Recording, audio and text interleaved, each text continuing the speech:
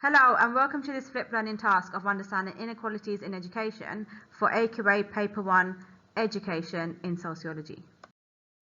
Inequalities within education is the idea that throughout UK history, educational policies have been implemented and changed to try and increase meritocracy. Before 1944, education was only for the few, with only the wealthiest being able to educate their children. After this, the UK used a tripartite system which tried to introduce the idea of meritocracy, with all students being able to attend school. Since then, improvements have been made throughout the comprehensive school system to create even more equality.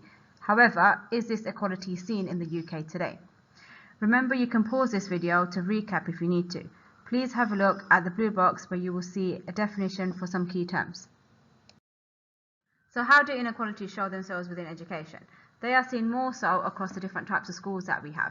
These schools differ in many aspects with regards to the money they receive from governments, the demographics of the children that attend the schools, the locations, etc., all of which can affect educational achievement.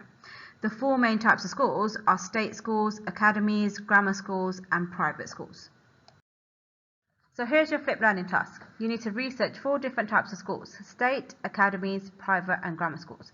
In a presentation, be it a PowerPoint or Google Slides, you need to compare and contrast the differences and similarities between the types of schools. This needs to be based on real examples that you have found of each. In your study, you should include definitions of each type of school, how they are funded, and where they are located. You need to have 4 real-life case studies, so real schools that you have found and some details about each one. Finally, you need to explain how these differences end up affecting educational achievement for students in these schools. In the blue box, you will find some examples of these different types of schools. You can use these or you can feel free to research your own.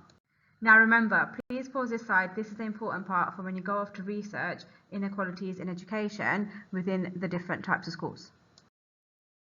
We look forward to seeing your final presentations when you're back in class.